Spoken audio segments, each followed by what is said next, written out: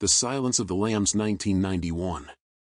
The Silence of the Lambs is a 1991 American psychological horror film directed by Jonathan Demme. It stars Jodie Foster as Clarice Starling, a young FBI trainee who is sent to interview the imprisoned former psychiatrist and cannibalistic serial killer Dr. Hannibal Lecter, portrayed by Anthony Hopkins, in order to gain insight into the mind of another serial killer, known as Buffalo Bill. Jack Crawford of the FBI's Behavioral Science Division recalled a bright FBI Academy student named Clarice Starling from the agency's training facility in Quantico, Virginia, and sought her out for a job. He instructed her to deliver a VCAP form to the infamous Dr. Hannibal Lecter, a brilliant forensic psychiatrist and a cannibal serial killer in prison.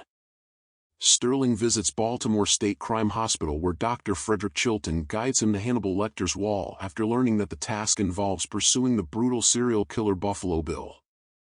Lecter is initially kind and polite, but as Starling tries to dissect him, he grows impatient and maliciously rejects her. This causes Starling to call Lecter back, who then becomes enraged and offers a riddle that reveals information about a former patient. The severed head of Benjamin Raspail can be found in a rented warehouse thanks to the puzzle's solution. Starling goes back to Lecter, who introduces Raspail to Buffalo Bill and offers to assist Buffalo Bill in introducing the poisonous careerist Dr. Chilton if he is moved to a remote facility. The daughter of Senator Ruth Martin is taken captive by Buffalo Bill from a distance of hours and miles. Starling is led from Quantico and driven with Crawford to West Virginia, where the bodies of Bill's recently discovered victims are discovered. Crawford asks Starling what he can find in Buffalo Bill's files as they fly to the city. She claims that the fact that Bill is a man, unquestionably white, and his taste makes him better at his job.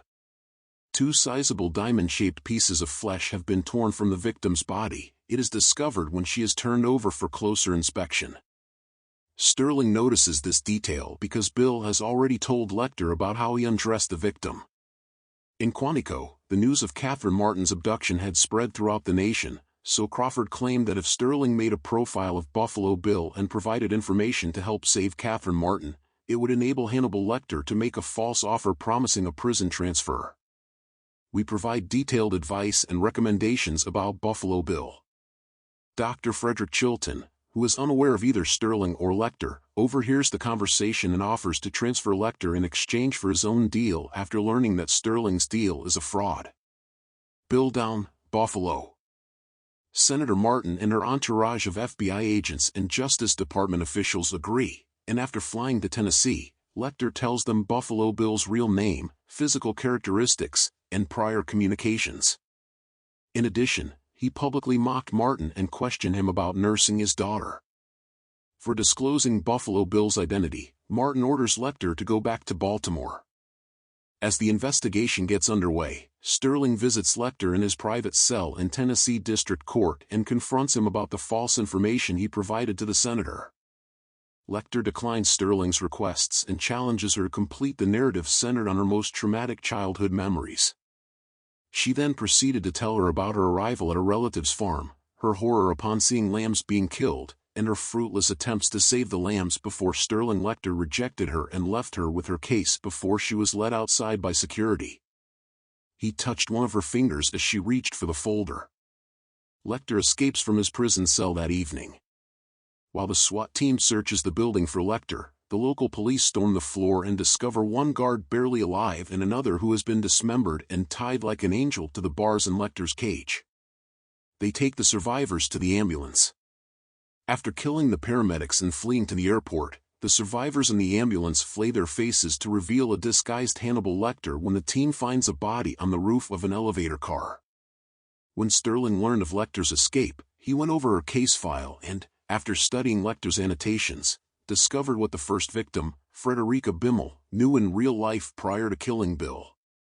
When Starling visits Wimmel's hometown, he learns that the tailor is wearing clothing with a pattern similar to the skin scraped from Buffalo Bill's victims and that Vimmel is also a wearer of clothing. She compares Joan's notes to Lecter's and realizes she is a tailor who creates women's suits.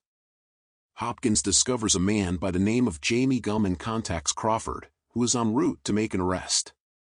Crawford instructs Sterling to keep speaking with Bimmel's friends as he guides the SWAT team to the gum company's address in Calumet City, Illinois. Sterling's interview takes place at Jack Gordon's home, where Sterling quickly realizes that he is actually Gum and pulls his gun as Gum retreats into the cellar. Catherine Martin is found screaming in a dry well after Sterling tracks him down to a basement with several rooms. Suddenly, the basement loses all lighting, and it is completely dark. Gum follows Sterling in the dark while wearing night vision goggles, and when she hears a click, she prepares to shoot Sterling, who then spins and kills Gum. A few days later, Sterling is at the FBI Academy prom when Hannibal Lecter, who is now in the Bahamas, calls. Lecter reassures Sterling that he has no desire to find her, and after saying, "I'm having dinner with an old friend," he hangs up the phone and proceeds to the village streets to meet Dr. Chilton,